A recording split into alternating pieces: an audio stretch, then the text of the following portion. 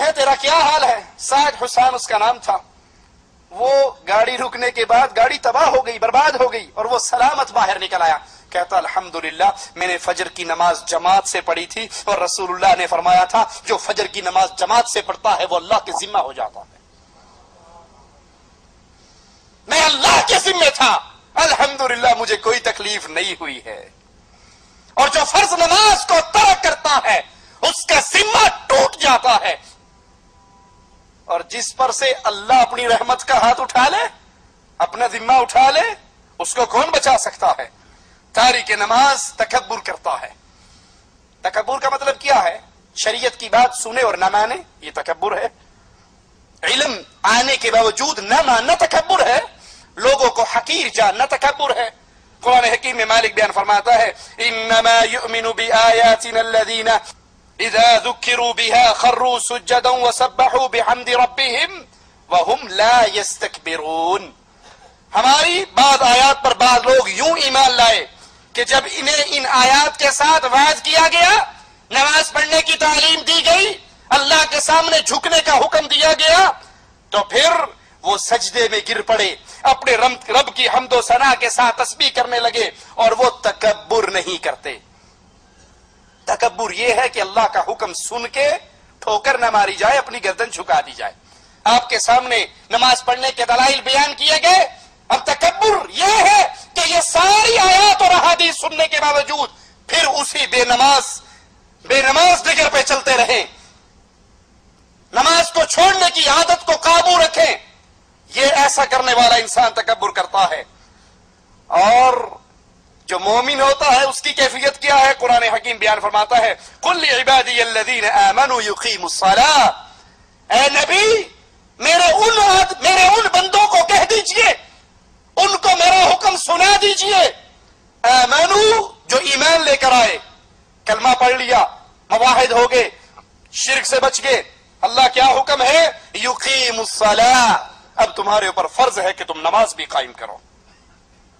اور جو تکبر کرتے ہوئے نافرمانی کرتا ہے، اللہ کی آیات کو جھٹلاتا ہے، قرآن حکیم ان کی بھی خبر دیتا ہے وَإِذَا قُرِئَ عَلَيْهِمُ الْقُرْآنُ لَا يَسْجُدُونَ. جب ان پہ قرآن کی آیات پڑھی جاتی ہیں تو یہ سجدے میں نہیں گرتے، یہ سجدہ نہیں کرتے، یہ نماز کی طرف نہیں آتے، یہ مسجدوں کو آباد نہیں کرتے. بَلِ الَّذِينَ كَفَرُوا يُكَذِّبُونَ. بلکہ یہ کافر لوگ جھٹلاتے ہیں، تکذیب کرتے ہیں. اگر کوئی نماز کی ان احکامات کو سن کر، ان آیات اور احادیث کو سن کر ابھی بھی اللہ سے عہد نہیں کرتا کہ آئندہ میں نماز پڑھوں گا، تو وہ قرآن کی آیات کو جھٹلا رہا ہے. اور مالک کہتا ہے بل الذین کفروا یکذبون. جو کفر کرتے ہیں وہ میری آیات کو جھٹلاتے ہیں. اور ان کا ایک جرم اور کیا ہے؟ وَإِذَا قِيلَ لَهُمْ. جب ان سے کہا جائے، جب ان کو حکم دیا جائے نماز کھڑی ہوگی آئیے نماز کے لیے، تو میرا ٹھیکہ لیا، تو پڑھ لا، میں پڑھنی ہوگی پڑھ لاں گا، نہیں پڑھنی نہیں پڑھاں گا. تو اپنی قبر جانا، میں اپنی قبر جانا، میں مگر لگا نماز پڑھ لا نماز پڑھ لا. کتنے کمروں کے اندر نمازی اور بے نمازیوں کی لڑائی ہوتی ہے. بے نمازی بجائے شرمندہ ہونے کے وہ اپنے روم میٹ سے کہتا خبردار آج کے بعد مجھے نماز کے بارے میں نہ کہنا. اور کتنے ہی نمازی کمرہ چھوڑنے پر مجبور ہو جاتے ہیں کہ جی ہم نے فجر کے وقت نماز کے لیے الارم لگانا ہوتا ہے، ہمارا ساتھ والا کہتا ہے تو میری نیندر خراب کرنا ہے، سویرے سویرے گھنٹی بجا دینا ہے، اسی 9 بجے تک سونا ہوتا ہے. اور قرآن کیا فرماتا ہے وَإِذَا قِيلَ لَهُمْ. جب ان کو آرڈر کیا جائے آؤ رکوع کرو، لا يركعون. یہ رکوع نہیں کرتے. انہیں کہا جائے مسجد میں آؤ، لیکن تسی مسجد والی پارٹی ہو، سانو کتے فلم لگی ہوئے تھے وہ دسو کتنے لگی ہے. کوئی نواں ڈرامہ آیا ہوئے، کوئی نوی پنجابی فلم آئی ہوئے، کوئی لاہور دا سٹیٹ ڈرامہ آیا ہوئے. لا حول ولا قوة الا باللہ. یاد کر لیجئے رب کے کلام کو ویل یومئذ للمکذبین. قیامت کے دن ان جھٹلانے والوں کے لیے دردناک عذاب ہے، ان کے لیے بربادی ہے. صحیح مسلم میں ہے، رسول کریم صلی اللہ علیہ وسلم فرماتے ہیں جب ابن آدم کا بیٹا سجدے کی آیت کی تلاوت کرتا ہے، سجدہ کرتا ہے، تو شیطان روتا ہے اور کہتا ہے ہائے میرے لیے بربادی ہو، مجھے سجدے کا حکم ہوا اور میں نے نہیں کیا اور میرے لیے ہمیشہ کی جہنم ہے. آدم کے بیٹے کو سجدے کا حکم کیا گیا اور اس نے اس حکم کو مانا تو اس کے لیے اللہ تعالیٰ نے جنت مقرر کر دی. یاد کر لیجئے شیطان نے کتنے سجدوں سے انکار کیا تھا؟ ایک سجدے سے. کلمہ پڑھنے والوں گریبان میں جھانکنا، دن کے اندر کتنے سجدے آتے ہیں جن کو میں ترک کرتا ہوں. زبان سے اس کا انکار کروں یا عملاً اس کا انکار کروں. مسند احمد میں ہے ایک دن رسول کریم صلی اللہ علیہ وسلم نے نماز کے بارے میں گفتگو فرمائی اور فرمایا جس نے 5 وقت نماز کی حفاظت کی، جس نے 5 وقت نماز کی حفاظت کی، وہ نماز قیامت کے دن اس کے لیے نور، برہان اور نجات ہوگی. قیامت کے دن ککڑ شاہ نے کام نہیں آنا.